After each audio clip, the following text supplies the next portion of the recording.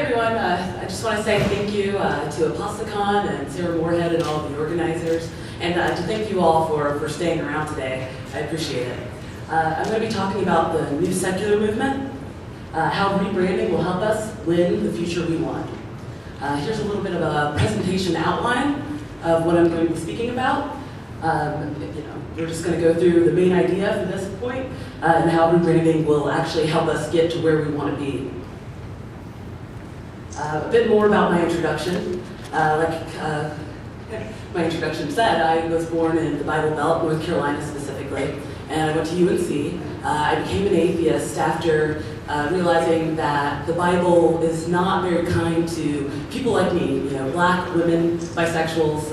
It's not a good book for any of those demographics, and when something had to give, it was my religion, because those things couldn't. So I also just started this company, Be Secular, and please follow me on Twitter at Happiest Atheist. So I'm going to talk a little bit about social identity theory. Essentially, social identity theory is this concept that we all have different identity groups, and we put ourselves into them and are put into them by circumstance. There are some things about social identity theory that I think could help the secular movement, namely the group identities and the in-groups and out-groups. I'm going to talk a little bit more about that and out-group homogeneity, but here's just a few things about it. Americans are number one. To maintain a positive self-image, we inflate the status of our in-group and deflate the status of other out-groups. And we also tend to assume that out-groups are all the same and that we're all different. And that's part of the out-group bias. Positive distinctiveness is also how we maintain our positive self-esteem. We want to be special. We want to be a good person, and we do everything that we can to maintain that idea that we are good people. And social creativity is how we can get around group boundaries when they're permanent, when you can't change where your group is. You can redefine what makes your group good and still maintain that positive self-identity. It's not always the most honest way to do it, but it is a very helpful tool when you don't have other options. So, for example, the Black is Beautiful movement is a perfect example of that. When people were being told, throughout the history of our nation that, black people were lesser, black people together, because they couldn't necessarily move into other groups, redefined what was positive. So I want to talk a little bit about invisible identity groups as well. Atheism, religious identity is an example of an invisible identity group, as is sexuality, nationality, other things. You can have race be invisible, or have some permeability in there as well. The downside of positive distinctiveness is also something I want to talk about within the atheist movement specifically. One of the bad things about us redefining ourselves as better than other people, or smarter, or whatever standards we use to say that atheists are superior or different and special, this is all very good because the society is not very kind to us. So we do need to do these things to maintain a positive self-identity, but in doing so, we often exclude the possibility for other people that don't necessarily identify as atheists to still view us as positive. So we view ourselves as positive, but often in doing so, we make it harder for us to get allies and have other people that view us as positive. Also, dissociation and disidentification, these are two slightly different concepts, physical and psychological boundaries that people put in when they are in a group that they don't want to be in. So you have a lot of different terms for non-believers. I think a large part of that is because a lot of people don't want to say the A-word. They want to use different terms to psychologically or physically distance themselves from what they perceive society thinks of atheists. So we have to do whatever we can, and I'm not necessarily making any concrete suggestions. I'm just trying to convey the idea that these different things we see other people that are non-believers doing, and I'm about to get into talks about the nuns group, the unaffiliated group as well, but the things that we see them doing to not identify as atheists, even as they no longer believe or never had, I believe is a symptom of the way that they feel stigmatized within our society.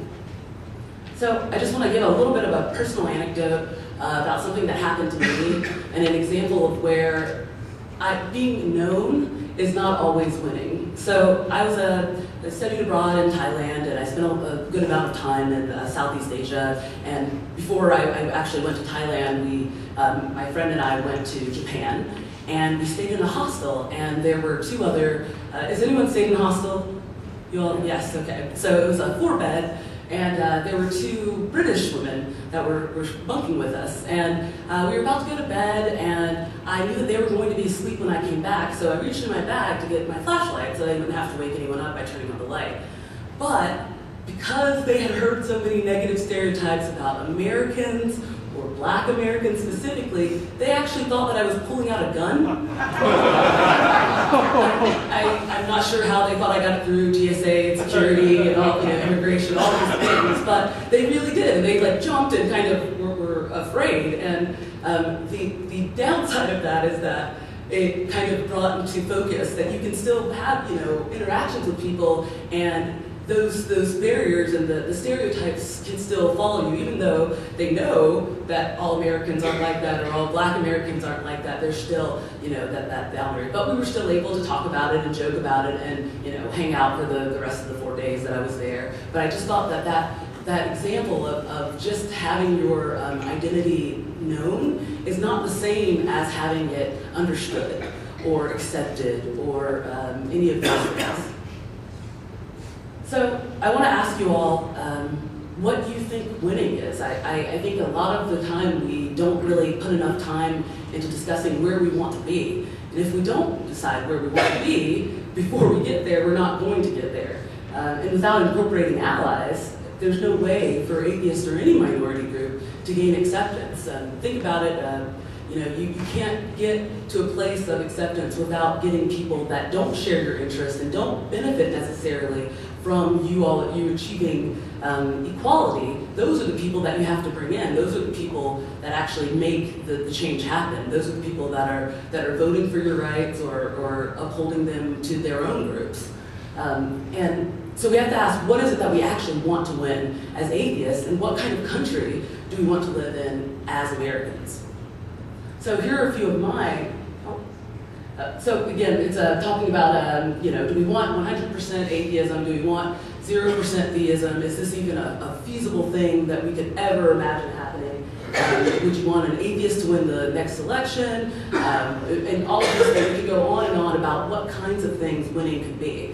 And these are the things that I would like to see. I would like acceptance and respect for atheists. I would like, to continue to build up the wall between separation of church and state in our public policy. I would like religious freedom and equal treatment, which means, taking away special tax exemptions for religious groups that non-religious groups don't get. It doesn't mean anything negative to those religious groups, but I think we should be on equal grounds. And I think that secular Americans, if we can get people to identify as such, could be a huge voting bloc. Again, I'm going to talk about the nuns in a little while and talk about why they're not atheists, but it doesn't matter necessarily that they're not atheists, because if we can get 20%, the 1 in 5 number that we keep seeing bandied about, we can get that group plus theists that also understand and want to protect the separation of church and state. That's a huge percentage. I think that could be winning in a lot of ways. So, what mistake do you think that fundamentalist Christians and atheists make? And it's obviously the kind of, what my talk is about. It's the conflation of the terms secular and atheist. And a lot of times, either for, word variety use, or what have you, people just kind of flip them out. They say atheist in one sentence, and then they'll turn around and say secular. I don't think that this is meant to be done in a negative way. I think a lot of times it's just kind of the way that people talk about it, and when they want to use a different word, they throw secular in. But I'm arguing that that actually does a disservice to both terms. It's a disservice to atheists because the religious right uses secular to demonize us, and we're just playing into their hand by using it to describe ourselves. And it's a disservice to the term secular because, as I'm going to talk about, the roots are actually religious. And when we talk about a secular nation, when we talk about a secular constitution, if we interchange those words, it makes it seem like we're saying an atheist nation or an atheist constitution, and that's simply untrue. So briefly, I'm just going to go through and explain the difference between secular, secularism, and secularization. The dictionary definition of secular is of this world or worldly, and it describes a philosophy or concept that is without reference to religion, and that's pretty much all it is. But I want to touch again on the idea that this was started by Christians. Even the term secularism came about in the 1800s, and it wasn't used when we founded this nation. It's something that we come into later as language evolves and changes, and as I'm making this argument to continue to evolve and change language, perhaps a reversion back to the way that it's been used before. We just see a lot of difference there. So the etymological background for secularism is a doctrine that morality should be based on the well-being of man in present life. And the secularization element is actually my least favorite word of this list, and the word that's most demonized because of the way that the process of secularization is often portrayed or imagined. It's as if the activity of changing something to no longer have a religious backing is always by force, but it isn't always by force. It can be done naturally, as we were seeing. Do you like that picture over there? The atheist is, pulling up churches and running amok. Godless atheists threaten Christian civilization. I think that's the image that a lot of people have about what secularization is. And I think that's exactly the opposite of what we should, be encouraging. So secular, this is the common use, any person or organization that is without religion. And secularism is the separation of church and state, essentially, in public policy and government. And again, secularization is that process of becoming less religious. So now I want to talk strategy. How can we actually use these terms in the best way possible? And I would argue, again, not to conflate atheist and secular. That actually doesn't do anything helpful for us, and it's a disservice to both those terms. So you can have if we can get these terms parsed apart, we can have secular Christians, secular Muslims that understand and are supporting us and allies with us in protecting the separation of church and state. I would say that we should retain the colloquial use of secularism as the separation of church and state, and I think we should oppose secularization by force, always be against that. We would not want to live in a country that took people's religion away, because that wouldn't be a country that was safe for us either. And we want to support religious freedom and tolerance above all else. So the old secular movements, and I emphasize that S on the end because I believe that the atheist movement is only the latest, and perhaps not even the latest, just one of the later secular movements, secular rights movements. And I actually trace it all the way back to the Protestant Reformation, because by translating the Bible into a language that everyone could read, it made it more worldly. That was an act of secularism, and the outcry, the religious wars that were fought after that actually led to the separation of church and state and the Enlightenment that we all benefited from by our founding fathers having studied and lived through that experience, and being aware that even within Christianity, that the separation of church and state allows different kinds of Christians, not to mention non-believers, to have equal rights. In the 19th and 20th century secular movements, because all of these groups, from the abolition of slavery to black people and all the way down to LGBT and atheists, these are all groups that are subjugated and oppressed by religion. So it's only an extension of this longer history of secular rights movements. And what is the new secular movement? That's the title of my talk, so what's it mean? Essentially, it's just a marketing ploy. I don't think that anything I'm saying up here is actually new. I'm not making any statements that haven't already been made, but I hope that I'm making them in a compelling way. And I think that marketing is something that we should all be aware of, because if you can't get your ideas across in an interesting and compelling way, then your ideas are not getting across at all. So the first thing is to get people to pay attention. So new makes people pay attention. So let's talk about the nuns. This is actually my favorite part of this talk, because everyone says, 1 in 5 Americans is a nun. If you talk to some people, they'll say 1 in 5 Americans are atheists, and that's simply untrue. So we're going to break down these numbers of nuns, and essentially I'm going to make this argument that they're not like you and I. They're our best chance. They're the lowest hanging fruit for allies. So I'm not sure if you can see in the back there, but unaffiliateds are 19.6 of the US population, and indeed the fastest growing religious segment of the population. But if you look down and break it down, the smallest growth within that nothing in particular is actually atheists by a large margin. Atheists have only grown 0.8%. They're currently 2.4, and this is a Pew study from last year, 2.4%.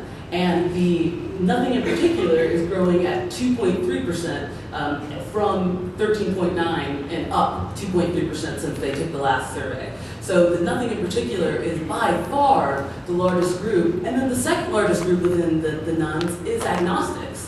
And of course, I'm sure we all understand that you can't be atheist and agnostic, but these people are coloring in the circle that says agnostic. So I'll leave you to think about why that is, because I'm sure there are lots of reasons, and stigma and all of these things. We talk about social identity theory. I think a lot of those concepts are coming into play here. But at the end of the day, these people are not saying that they're atheists, and that has some real implications for how we should move forward as a secular movement. Again, this is a breakdown of the unaffiliated. Most of them are nothing in particular, and then after that, it's agnostics. And then finally, atheists like us.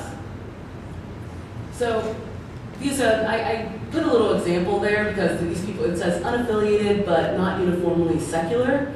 I'm not sure if I would say secular there. I might say not uniformly non-religious or what have you. But you can see the problems with language even within this Pew poll. But 41% of the nuns pray monthly or more. They also, 55% say that they're religious or spiritual, whatever that means. Fewer say that they don't believe in God than say that they do. 30% are absolutely certain that a God exists. So if 30% of the nuns are certain that a God or universal being exists, we certainly can't claim them as atheists. And 44% of the atheists and agnostics are religious and spiritual. I'm just drumming this point home because I think that it really is one of the things that we're saying a lot, and we're kind of being very proud, as we should be, at this move away from religiosity. But these people are going into a big bin of nothing in particular, and only a small percentage of them are actually going that extra step further to identify as atheists. So, by round of applause, in your entire life, how many people in here have ever prayed? In the last 10 years? Yeah. 5 years? Is anyone praying the last year? Yes, yeah, some new converts, yeah, which is totally fine and okay. But yes, sure. No, I don't think it. I think they're actually talking about prayer specifically in this case. But would anyone in here call themselves spiritual? I certainly don't use that word, mostly because I don't know what it possibly means. And does anyone in here believe in a universal God or a universal being or a God? I guess that counts. Maybe that's what they meant. But clearly, I asked because I want to, again, drum home this point that these are not atheists. They are allies, but they're not atheists. So they're 1 in 5, and they're a very diverse group in terms of what they believe and what they identify as. but they're really, really not atheists. They're almost, a lot of them are more like lapsed theists that just don't want to necessarily identify with any particular group than they are non-believers per se. So that makes us special. I don't want to downgrade us. I don't think that there's anything about the fact that the nuns are not atheists that makes atheists any worse or better than they were, before. But I think that it's important to really understand these figures so that we can, act on the numbers as they are instead of acting on the numbers as we wish they were. So why? Why is it such a big deal to be separating these terms? And I argue the main reason is that it semantically, leaves no room for actual allies. So if we can separate those terms, like I said, we could have secular religion people, secular nuns, and we don't have to have everyone that says that they're secular feel like they have to also be a non-believer. I think if we can get those terms apart, we can really make a big difference in terms of how much influence we have in the broader society. And it's dishonest. Again, I don't think that it's malicious or meant to be. I think it's just word variation and lack of knowing any different and so on. But when we say secular and when we say atheist and mean secular, vice versa, we are really kind of co-opting what is a shared secular history for our own atheist purposes. So 3 keys for success for the new secular movement. These are just 3 things that I think would really help. Positivity, making sure that we stay on the high road as much as we possibly can. Not to say that I'm not a blasphemer. I enjoy a good blasphemous joke as much as the next person. But in terms of building allies, staying positive and meeting people where they are, being inclusive, bringing people in as secular allies, understanding that everyone might not be in the same place that we are is very good. And being productive and working on trying to build those bonds and working on trying to build the community and the political activism as well as the local and communal activism that we all need and want as humans. Not to mention whatever we believe. There are some common things that humans need that are often conflated with religion. And we don't need to let them have that. We can't cede community to the religious, the religious right or the religious left for that matter. We have to be together and acknowledge that we're humans and we have a lot of the same things that everyone has. All right, agitate and cooperate. We can't be one-trick ponies. We have to do both. We can't just shake the tree and then not catch the things that fall down from the tree. We have to be willing to not only, poke the hornet's nest, but to try to be nice people as well. And this isn't, me essentially saying, like Phil Plate's talk a few years ago, don't be a dick. This isn't that talk. It's just a matter of being as productive as possible and getting where we want to be. I'm not saying you have to be nice all the time. I'm just saying that it is sometimes a helpful thing to do. And a lesson from history. Can you think of any examples of any movements throughout history that have been successful without allies? Because I ask this at every talk I give, and I've never heard anyone give any examples, because you really do need those people that don't automatically benefit to be, again, voting in Congress for you and standing up for you when you're not around. And that's why it's so important to build those alliances. I think if we could get these terms apart, the long and short-term benefits of this, the short-term benefits, more allies immediately. There's something about starting from where people are. Just, I often say, just like, when I'm talking to my religious family, just like you wouldn't want to live in a society that was run by Islam, I don't want to live in a society that's run by your specific brand of Christianity. And a lot of times, framing it in that way really helps them understand where we're coming from. And I think we could get more acceptance faster and have a better and bigger impact on society if we could get these terms broken apart and then build up the secular realm of it that has atheists within this broader secular context. Now I'll talk about my company for a moment and another project that I'm involved with that I think are just 2 examples of things that are going on that I think could be part of this new secular movement or the next step that we're all going on together. Be Secular is out there selling shirts to business partners. But it's this new company we just started this year, and essentially we bring in allies and call them affiliates, groups or individual artists that are working in the secular movement, and we give them funds, so it's got this philanthropic element to it, while also selling t-shirts that increase visibility, wristbands, bumper stickers, all of these kinds of things, and then we give them 50% of the profit that we raise from those donations. So if you go on our website, you would pick, you want to pick a shirt, then from a drop-down list, you would have a list of all of the secular affiliates that we have, and you can pick which group gets that money. I call it the charitable purchase. And Sunday Assembly. Sunday Assembly came from London, and we just started a group in New York City. If you live in the area, we're having our fourth one on the 29th. But essentially, it's all the best parts of church with better songs and no God. So, and I love it. It's great. We sing, we have a good time, we hang out afterwards. It's a lot of those things that you liked about church. And again, we can't see community to the religious. Common questions and rebuttals. I'll just skip through these as I'm wrapping up. Are you saying I can't use secular or to describe a non-religious person? After all, they are without religion or God, so doesn't that mean that they are secular? I'm not saying that you can't or that it's technically wrong. I'm just making the argument that it's not necessarily as productive as we could be. You don't always have forever to break down the very specific parts of language and why you're using it. So we have to be effective with our language and make sure that we're conveying the ideas as effectively as possible. Are you saying that there's a problem with identifying as an atheist? No, of course not. I'm an atheist, I identify that way. I'm also secular, as are a lot of the nuns, as are a lot of religious people. Aren't most of those people that say agnostic or nothing in particular really atheists? Maybe, but it doesn't really matter that much.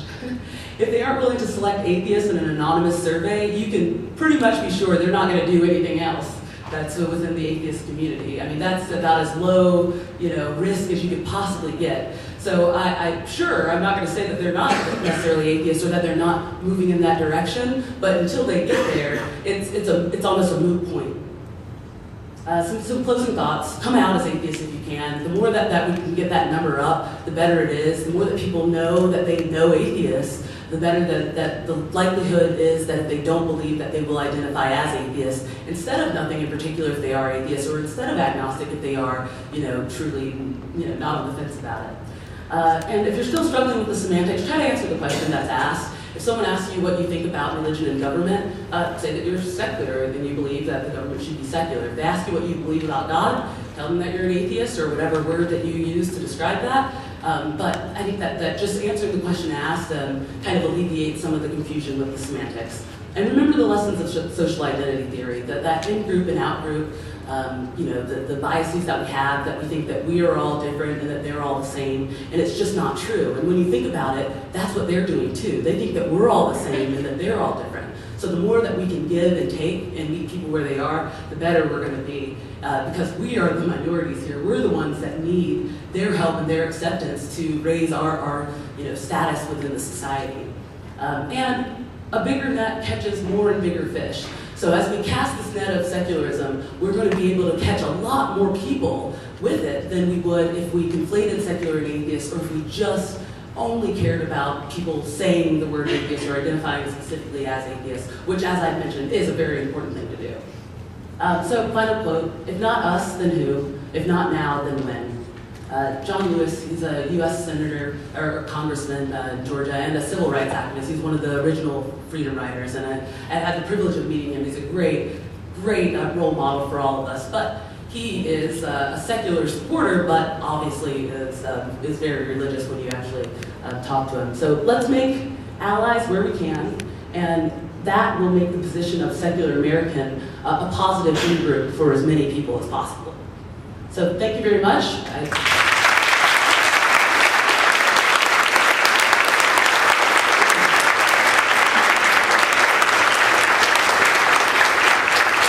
follow me on Twitter, if you're on Twitter as well. I don't know if any questions or if we're... No, yeah, unfortunately, no Okay. questions.